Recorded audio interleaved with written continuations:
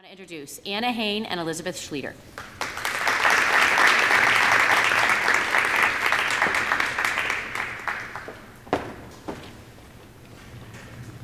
Thank you, Alice.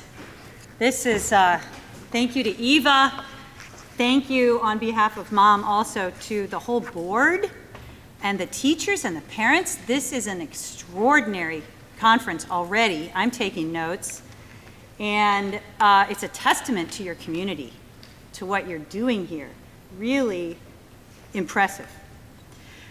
My mom is the hero of home culture in my book. And I am really the third generation beneficiary of a strong Catholic family culture, started by her parents, Bill and Mary Schickel. They were kind of the founders in many respects of that culture. Growing up in the 1980s, I knew we were different and a little bit weird. We had family sing-alongs led by Mom on the guitar, ate only 100% whole wheat bread. Nobody knew what that was in the 80s. Mom had to special order it, and the kids in my classes always would say, "What's wrong with your bread?" We celebrated All Saints' Day along with Halloween on a more intense note than Halloween. We didn't own a TV until I was in 8th grade. In 3rd grade, I read a personal letter that I believed had been given to me, handed to me by St. Nicholas, standing at my front door in his mitre and flowing robes, come down from heaven to give me this letter, and I maintained against all comers that he had, in fact, handed it to me. Secretly, I did pity my classmates a bit. They didn't have a real saint. They had some silly myth about a fat man in a red suit from the North Pole. Now, I learned to not be quite so arrogant when I got married, and one of my very first intense arguments with my husband was about how we were going to either keep the pure Bishop Nicholas or combine and redeem the Santa Claus myth. And I maintained it was not redeemable. My husband thought it was, and we ended up coming around more to his view of things, which just goes to show that you can't copy your parents' family culture, no matter how good it is. I enjoyed the collective shock induced when I announced that we didn't even own a TV to my classmates in grade school, at a Catholic school. While I would have watched TV all day if I'd had the chance, deep down, I was proud of these differences. Even though I pushed back as a teen, I knew that these differences were somehow better.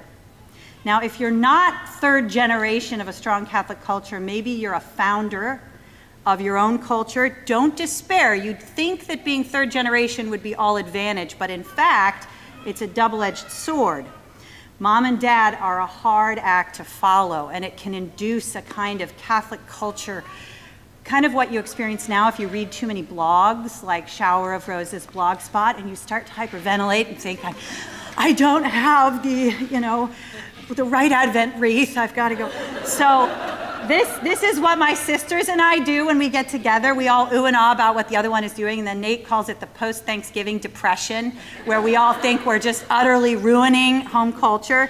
So to ease the pressure of living up to this, Nathan and I adopted Chesterton's brilliant motto, anything worth doing is worth doing badly. Or as Calvin of Calvin and Hobbes once said, I find my life is a lot easier the lower I keep everyone's expectations. So Mom's the real expert. I'm still in training. And basically, Bishop Conley already gave my talk.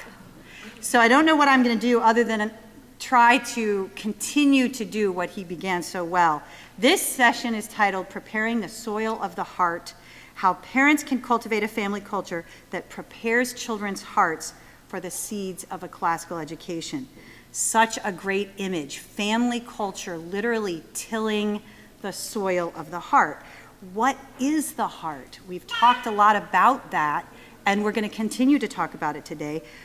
What does building a strong family culture, how does building a strong family culture prepare the heart for classical education and for the good life?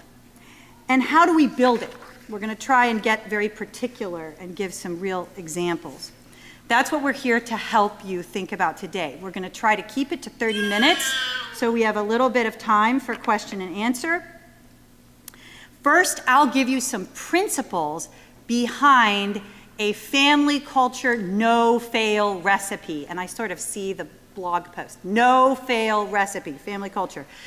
And then Mom, I'm going to hand it off to Mom to really put meat on the bones with some examples from her 50-plus years of doing this and some advice. And finally, I'll close with a few thoughts and a resource that I put on the tables that I hope will help you think through this and improve what I'm sure you are already doing. So first, the heart. We've all heard home is where the heart is, but home is really where the heart is shaped and trained. What is the heart? The Catechism puts it this way: the heart is our hidden center, beyond the grasp of reason and of others. Only the Spirit of God can fathom the human heart and know it fully. The heart is the place of decision, deeper than our psychic drives. It is the place of truth, where we choose life or death.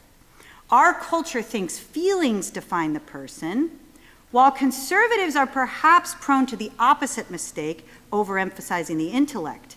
Yes, the mind and the emotions have influence, but the decisive battle for our mind and soul takes place in the will, which is a fusion of intellect and emotion, and yes, as Bishop said, imagination. St. Thomas Aquinas calls the will the rational appetite, because it desires whatever it perceives to be good, the same way the physical appetite desires food. Think about that, rational plus appetite, reason and emotion, intellect and feeling. These all come together in the will and are ratified by its decisions. Our loves literally determine our lives. Ultimately, the will is designed to love God himself. As we all know, our hearts are restless until they rest in thee, as St. Augustine said. And though built to love the good, due to concupiscence and just immaturity, the rational appetite still needs training, just like our physical appetite for food does. What happens when the rational appetite is badly formed? What happens when the physical appetite is badly formed, the appetite for food? You could be like that friend of mine who once quipped, "Why is it that all the food that tastes bad is good for you and all the food that tastes good is bad for you?" And I thought, wow, that's a miseducated physical appetite. There's something to that, but that's a problem. Someone raised on processed fast food will instinctively want bad food over good food, a Big Mac over a delicious home-cooked meal, or even over a gourmet meal. It takes extra effort for this person to overcome their immediate desires to make the better choice. But even more, despite its immediate appeal, bad food is not only unhealthy, it's ultimately unsatisfying. Just so, although the will is naturally built to pursue good and avoid evil, our rational appetite, our will, must be trained when we are young to recognize the really real goods over their mere appearance, and to desire higher, deeper goods over lower order ones. Our hearts need cultivation to want what is real and best. C.S. Lewis's famous book, The Abolition of Man, is all about the heart, and he has this great quote relying on Plato and on St. Augustine, talking about how that training relates to the classical education, to education later on in life and in the classroom. Lewis says we must be trained to feel pleasure, liking, disgust, and hatred at those things which really are pleasant, likable, disgusting, and hateful. In Plato's Republic, the well-nurtured youth is one who, with a just distaste, would blame and hate the ugly even from his earliest years, and would give delighted praise to beauty, receiving it into his soul and being nourished by it, so that he becomes a man of gentle heart. All this before he is of an age to reason, so that when reason at length comes to him, then, bred as he had been, he will hold out his hands in welcome and recognize her because of the affinity he bears to her. This is what family culture does. Feasts the child's heart on healthy, excellent, and real goods. We might call them whole goods, like Whole Foods. Instead of pop culture counterfeits, Vibrant family culture teaches the heart to desire real truth, goodness, and beauty before those are ever encountered in a classroom. But what exactly is this? What is culture? Fittingly, the Latin root of culture, colere, actually means to till or cultivate the soil. Intriguingly, colere also means to worship. Dictionary.com actually gives an excellent definition of the English word culture: the behaviors and beliefs characteristic of a group of people. Behaviors and beliefs. Isn't it true that we can see what someone believes, not so much by what they say, but by how they act, by their way of life? Culture, then, somehow involves tilling, gardening, farming, and beliefs and behaviors. Let's dwell on this gardening analogy a bit more. Like gardening, family culture always involves both a negative and a positive work. Planting and fertilizing, but also weeding and fencing. In a moment, Mom will explain in more detail with some wonderful examples from the liturgical year how this can be done. But the practical principle to emphasize here is the twofold action. Every time we think about an aspect of family culture that we want to start or improve, as couples, we should be thinking, what do I want to plant? And what do I have to remove from our lives to make room for this to grow well? But what are the seeds of family culture? I think there are 4 essential seeds. To help you remember them, I came up with a little mantra, the family culture no-fail recipe in one phrase. It goes like this: everyone together and in the Catholic way, eat, pray, work, and play. Everyone together and in the Catholic way, eat, pray, work, and play. First, everyone together and in the Catholic way. Obviously, the liturgical year is our guide and resource for Catholic family culture. But did you know that the word liturgy comes from a Greek word for public work, meaning a work by all the people and on behalf of all the people? So Catholic liturgy is worship by the whole body of Christ on behalf of that body. Likewise, family culture is developed most by whole family actions. Actions which involve everyone and benefit and bind together the family as a distinct unit. We can see this in other subcultures that aren't religious, like fraternities and sororities, businesses, and this school. This school has its symbols, its songs, its ritualized actions that bind it together. Next, the seeds. Eat, pray, work, and play. Family culture is built by these essential kinds of actions structured around the liturgical year. If culture is beliefs and behaviors, these seeds are characteristic behaviors that make up our family way of life. Repeated actions which train our loves and incarnate our beliefs in that way of life. There's a lot of overlap between them, but just about every culture building activity that you can think of you do as a family falls under one of these 4. Today, prior to the Industrial Revolution, note that all 4 of those took place naturally in the home. But today, our culture encourages us to outsource all of them to the consumer economy. But the truth is, even as the Grinch discovered in The Grinch Stole Christmas, family culture cannot be bought. It can only be made. And if we don't make it, the larger monoculture will do it for us. Notice, too, that each of these actions is also very physical and symbolic, like a sacrament. As Bishop was saying, the sacramental imagination is what it has this connection to the heart. Again, like the church's liturgy, family culture is the point of incarnation, of embodiment, where our beliefs are literally baked into the bread and sown into the heart by repeated action.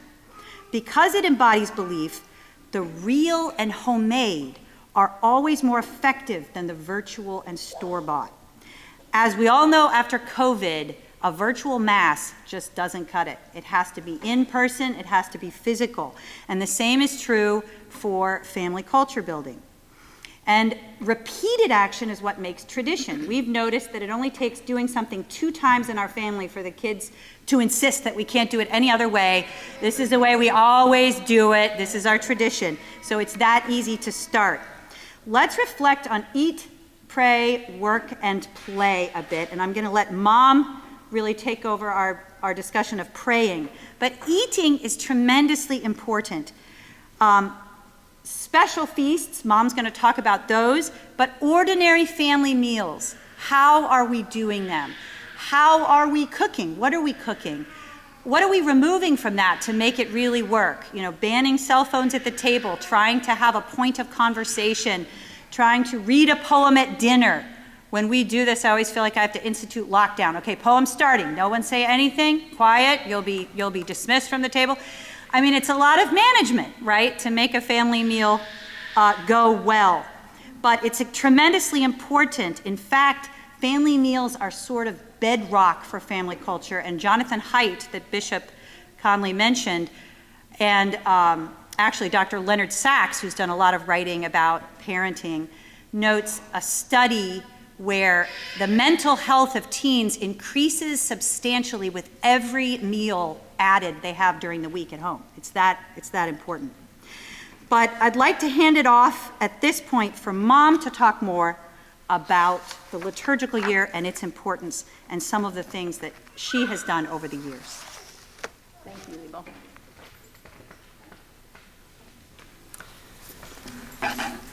This is a subject that is very dear to my heart. And many thanks to my daughter Alice and my daughter-in-law Eva and to Chesterton Academy and to my daughter Elizabeth for giving me the opportunity to speak about it.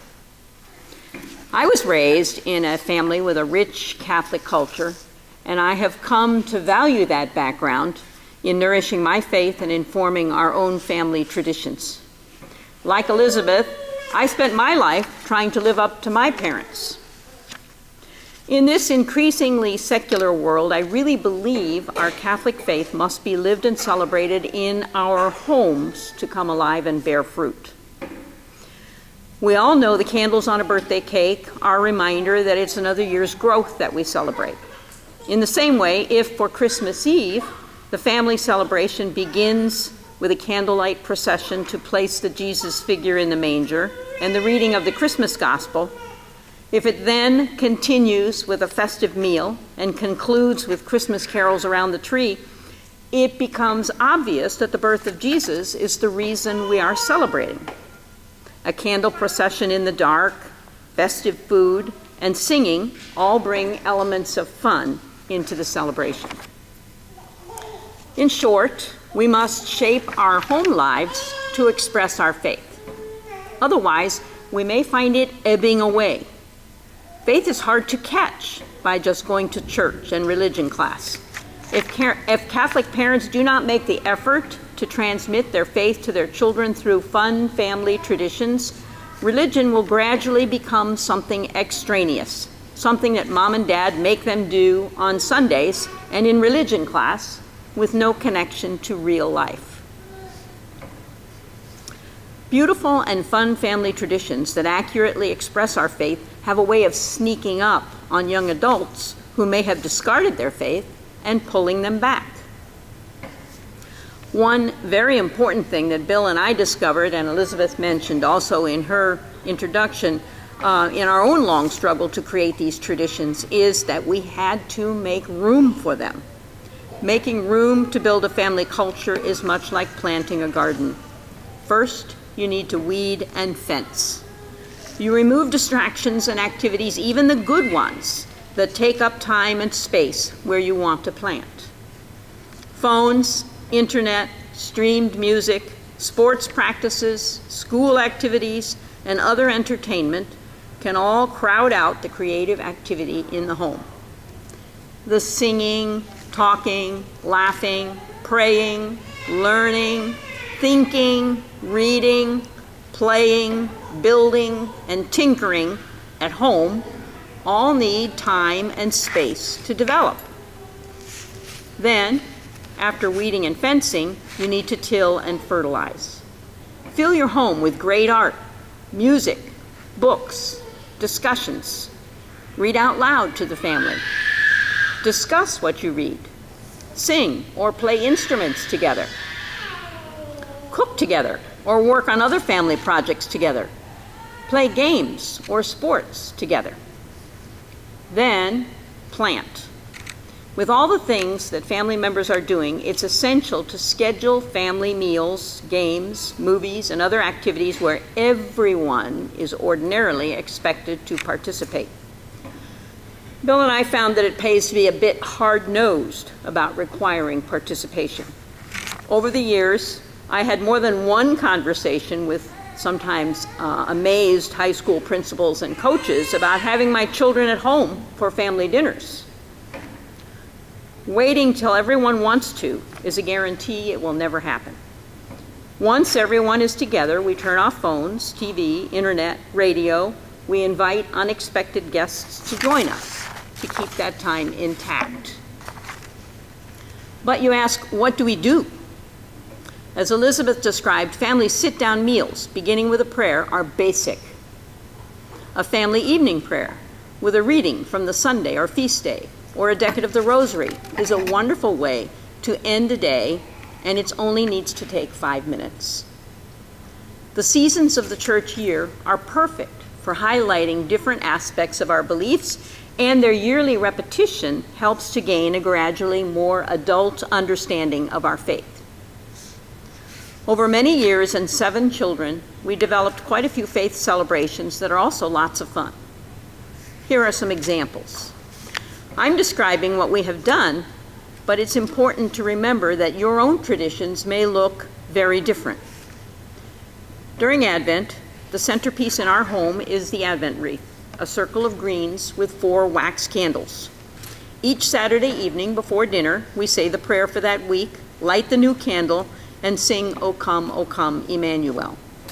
This little service reminds us of the time of waiting before Christ came in Bethlehem and the waiting we do now for Christ's return at the end of time. Even with Christmas preparations going on, we avoid setting up the house until late in Advent. We also don't turn on the Christmas tree lights until dinner time on Christmas Eve.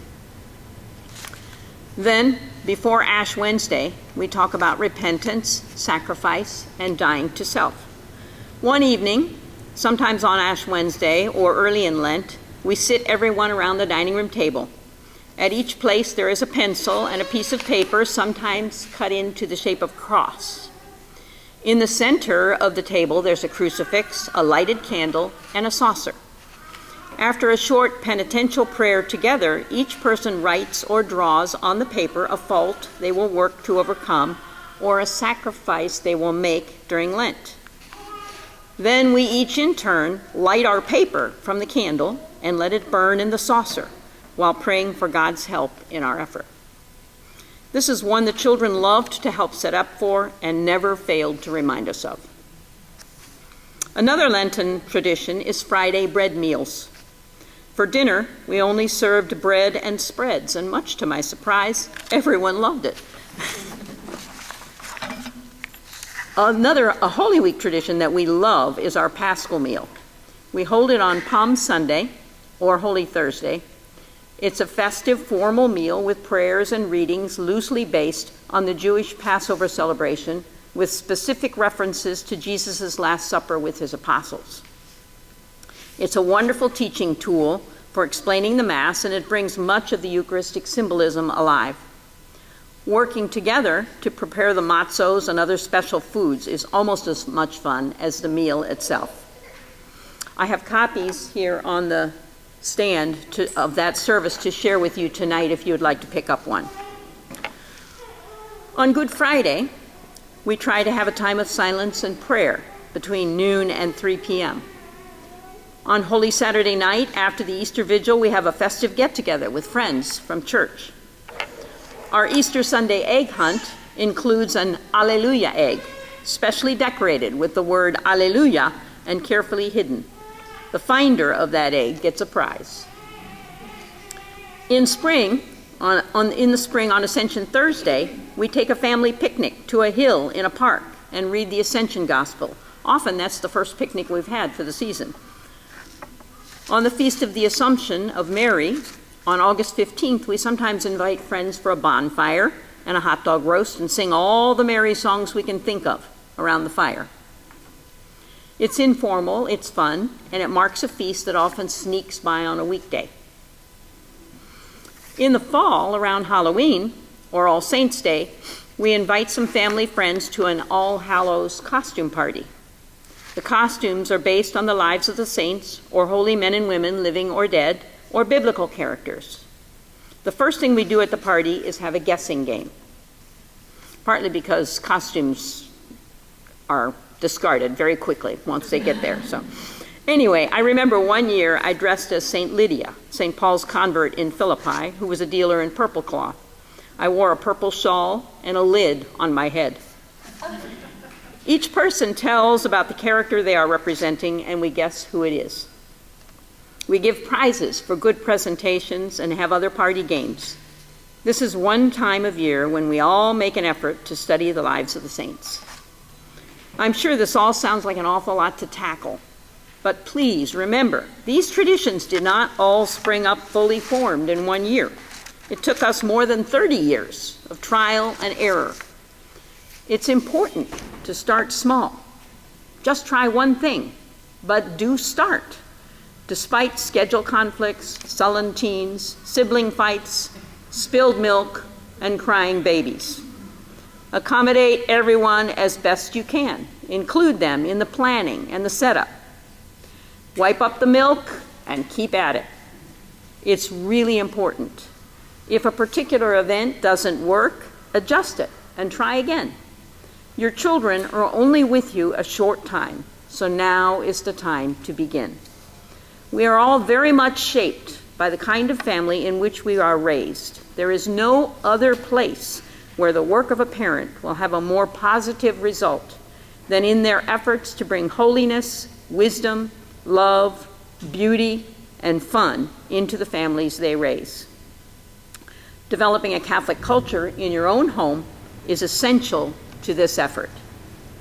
What a way to transform the world. Thank you so much. See why she's the expert? You know, it's so funny, the All Saints' Day parties, I called Alice this year because her party is amazing. And every year I don't like how our party turns out. And this is an interesting point. My childhood experience of mom's culture building was that it was perfect. And I'm sure that my kids will remember our All Saints' Day party this year as just the best. I thought it was a complete failure. I got some ideas from Alice, whose party is not a failure. I went on Shower of Roses blogspot. I saw you ladies nodding your heads. I just got carried away and did all these things from that blog, including these incredible candy holders where the kids have to guess the type of candy related to the saint. They just thought it was amazing. Alice recommended it. It was so great. But I haven't ditched the costume guessing. This is my Achilles heel, Alice. It took like an hour and 15 minutes to guess these costumes. And it was too dark to do half the games I'd prepared. So I came away from it thinking, what a failure. The kids probably thought it was great, right? So it's not going to be perfect. I love Mom's point there.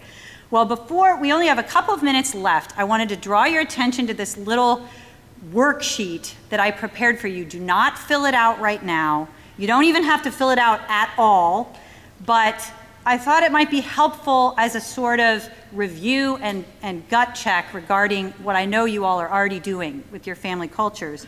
And it has that little mantra, everyone together and in the Catholic way, eat, pray, work, and play. And I want to talk a little bit more about work and play, which we haven't touched on explicitly yet. But first, just looking at that sheet to emphasize this has to be the united couple. And faith, and there's a lot of data on this, faith is related to the father's role in a kind of unique way. The mother's role, of course, is essential as well, but it is not going to happen without the united couple. And I think as mothers and as homemakers and as homeschoolers, we are so invested, wives are so invested that we can think it's all our department. But the fact is, dad is tremendously invested, and just, even if he's not on the front line of a particular activity, he's not creating the Shower of Roses blog spot activities, he still is invested, he's on board, he's supporting, and he's playing to his strengths with the family culture. I think that's key. Also, don't panic, keep it simple. If you use this worksheet, just think of one thing that you might want to do in the coming year in each of these areas that you would like to improve. I'm going to do it myself. Or think of one area where you're a little weak in your family culture. Maybe it's family meals or special feasts, or maybe it's play. What are we doing with our family play? But to finish out, just to think about work for a minute, the modern culture of workism, as I think the author, I think it's Tim Carney, the author of Family Unfriendly, talks about workism. And even schoolism tries to move all the important work of life outside the home. And even if we're not homesteaders or running a family business, we can bring some substantive work back into the home and give the children a kind of stakeholder position in that work. And especially chores, the upkeep of the home, the kids should be involved. Mom and dad should not be doing it all. But also creating things, homemade things that the whole family can enjoy. And these things might be less fancy and nice than what you could buy, but they're still going to be more effective if they are in fact made at home. So that's important, thinking about the work of the home and how the whole family is participating in that. Finally, play. And this one seems like an extra, but it's really one of the most essential seeds of family culture, and Bishop Conley really referred to this. Leisure. It's not just entertainment. Yes, entertainment can be culture building, and screens can be culture building. Have a family movie and talk about it. But it has to be play that refreshes the body and soul because it's done for its own sake, for the joy of it. Recovering family play might be one of the hardest things because it does seem like we're removing essential things to bring in something that's extra. Each family is different in this regard, though. You have to play to your strengths in your play.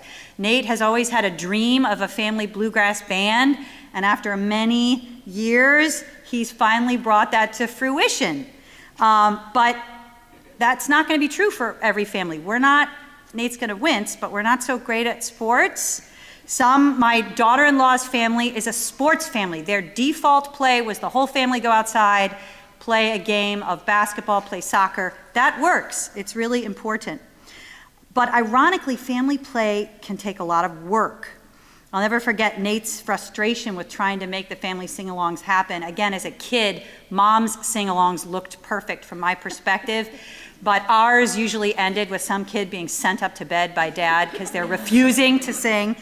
And then finally, we just have to say one note, and Bishop Conley referred to this also, on the work of fighting the tech battle. Tech is the weed that threatens family culture, just as it threatens education in the classroom. The same culture that elevates work above everything else doesn't know how to play without a screen. So this is key for us. And think about it, you know this because you're homeschooling your kids or you're sending your kids to a school like this. What would you think if this school taught from the iPad in every classroom and allowed phones? You would be out of that school in a second.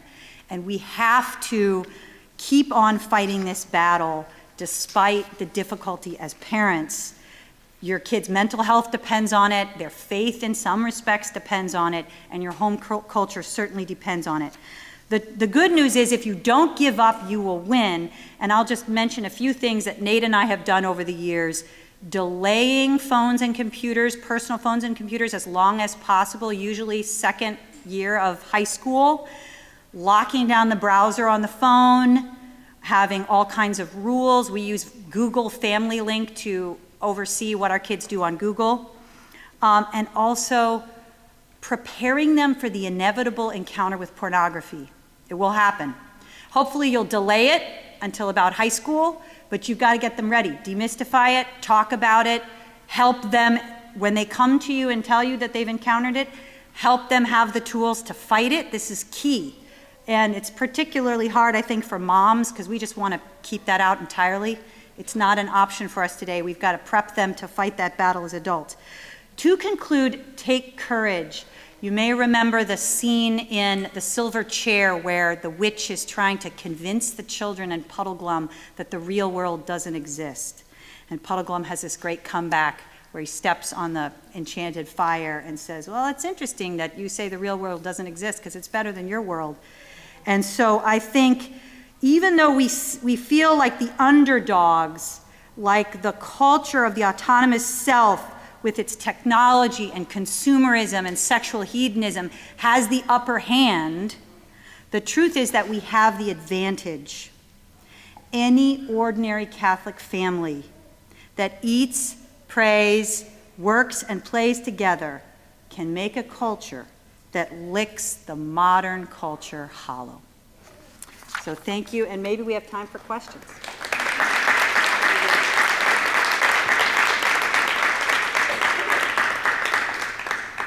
Mom, you want to stand up here with me? Sure. Yeah, I have the microphone back here, so anybody who has a question, feel free to raise your hand and I'll just bring it over.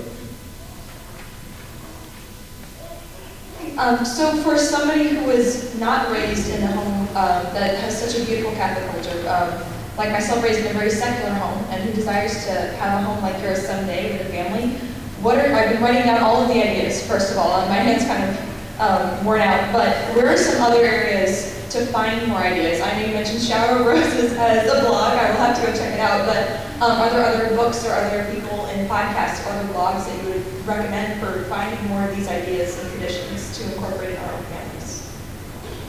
That's great. You have a thought, Mom, first? Go ahead. Well, I think there's actually so much out there once you start looking online. It can be counterproductive if you're not careful. But a couple of things. I do know that there's a book that I used early on that I think influenced Mom's family as well, called The Year and Our Children. It's an old book. There's also, let's see, Alice, help me remember, who's the woman who wrote the yes, Kendra Tierney. Okay, I think there are people here who know. Yeah, what is the name of her book? Is it called All Around the Catholic Year? That's it, Catholic All Year, Tierney. That is an excellent resource. And Shower of Roses has all kinds of immediately printable things, right? And the first thing to do would be to get in, to familiarize yourself with the year and start living it physically and incarnationally yourself. And then these ideas will come to you. Oh, we got to celebrate St. John Bosco. How are we going to do that? I just want to add to that. There's an important principle to keep in mind about a lot of these things, right? There is the presence of things that are disordered, right, that are warping things. And then there's the absence of things that would be ordered, right? When confessed, we talk about omission and commission, right? One of the things I've become very much aware of and trying to help guide the educational system is Let me hand you this. Sorry to interrupt. It's hard to hear you. Yeah, I'll start. Maybe I mentioned just very briefly, there are two things when something's disordered you've got to deal with. There's what's there that shouldn't be, and there's what ought to be there that isn't. Okay, and I just want to share this along with what you're giving, right? This idea of Catholicism is very, very important, right? But it's also be a bit wary of things invading the cultural space that are not offensive, right? But are absent, like essential things. So I'm gonna pick a little bit here on some of the Newbery books that have come out, say, since the late 70s, mid 80s, right? I'm gonna pick on Sarah Plain and Tall. Maybe you've heard of this book, right? There is this kind of rash of things where what's being promoted, even in Catholic circles, are books like that. And what have you got? Sarah Plain and Tall, the history of settling the West, right? With not a single person praying, reading scripture, or going to church, right? So we get a deracinated picture of American history. It's a lie. It never happened, okay? And so one of the things I think we have to be on our guard about, we get very concerned about pornography or things like that, but sometimes we'll then take these other things that give us a falsified view of our history or culture. So what comes out of that is a kid goes, wow, nobody in my books, nobody on the shows I watch is praying, going to church, or reading scripture. That stuff must be weird. right? And so just a caution that there are some things that look just fine that often aren't because they set a kind of a cultural picture on kids' heads, which is also problematic for what's not there. So, Sir, that is really wonderful. You're giving an immersion session, right? I didn't catch your name. Yes, exactly. Yeah. But it That, won't necessarily be on math, but anyway. that's a wonderful point, but I want to set the opposite error before you, Yep. which is that one of the great advantages of Catholic family culture is that grace builds on nature. Every good natural thing, even if it doesn't have the image of Our Lady on the math book, is Catholic. It doesn't have to be always explicitly religious to be adopted. So I take your point, and this is not an argument with what you're saying, but I do think, especially when I was in the Catholic homeschooling movement full-time, that would irritate me a little bit. That's the Catholic advantage, that nature is ours. Every good, true, beautiful thing from any other place, it's the spoils of the Egyptians. It's ours. So just to kind of place that with that point, I think it's a good one. Mom, you have And any then thoughts? one thing I wanted to say is that in trying to build a culture of your own, especially if you don't feel like you grew up with such a thing, it's important to think about the traditions that appealed to me growing up. How are they related to the liturgical year, and how can I better make them related, such as your St. Nicholas thing? How can I what can I add to them or take away from them that will keep that sort of tradition going, but highlight how it relates to the liturgical year? It's important to keep that history of traditional celebrations going, and it doesn't have to be something that came from a blog or yours and Nathan's thing about St. Nicholas. Yeah. Or my husband Bill, who grew up in a very different environment. He put his stamp on many of the things that we did that were not the same as what I grew up with. So anyway, Another question here. Sure, this is for Elizabeth. So my oldest is 17. She's getting ready to go to college in the fall. So when we send our kids to institutions such as Chesterton Academy or JP2 or St. Austin, they're all tech-free. And so when she goes to college, she's looking at Franciscan. They are all tech, and everything is done on an iPad or a computer, and actually they're encouraged to find their roommates on Instagram and talk to them through Snapchat. So what are maybe some tools and techniques that we can help equip our kids to be in the world, not of the world, so that they can bridge from high school into college and, as Bishop said, become normal. It's great. And do these things. Great question. Does she have a phone? Yeah, yes. She does now. Yes. Okay, and do you have restrictions on that right now, or do you? I'm sorry, you do. And so she's just acclimated. So she's got some familiarity. Sure. So But- my 17, she is good. We have a sophomore at Chesterton, and she does not want social media, and so I'm just like, Yeah. okay, so how are you going to meet these? Look, this is going to be prudence, so I don't have a perfect answer. I can tell you what we've done. We strictly regulate, we don't allow a browser on the phone until they graduate from high school. At that point, or any social media. At that point, we do say, we want you to have filter technology. We give that to you. We think every responsible adult should have this. Here's why. But we do not, we would recommend, we would try to educate them about social media. And it is frustrating that schools are using that. I think that's a frustration that I share. But I would give her articles, give her some Jonathan Haidt about social media. Hey, you might have to use this. I wouldn't recommend that you really get into this world. She's really got to make these decisions, but you can try to equip her as an adult. I don't know if you have more to add to that. And if she has a phone, it's not going to be a hard break. I mean, I do think it's important for them to have a little bit of an experience with a phone and with computers prior to going into college, so that it isn't just a complete shock when they're living in a dorm on their own. That would be, I bet other parents, Mom, do you have thoughts on that? Yeah, Not this really, is like other than it's important once your children go to college to treat them more as an adult than as a child. And they have to think that as well. We've seen a lot of payoff with that. We don't try to pull the kind of hard demands and discipline and rules that we would have even a year More prior. as a good friend, as you would treat a good friend rather than. Now, it's not entirely, I mean, No. look, you're still paying for their phone plan. Right. So Exactly. there is not an equal relationship, and we will occasionally, but it's like the reins can't be so tight. We're going to let the other gang come in now. Thank you so much. Wonderful presentation.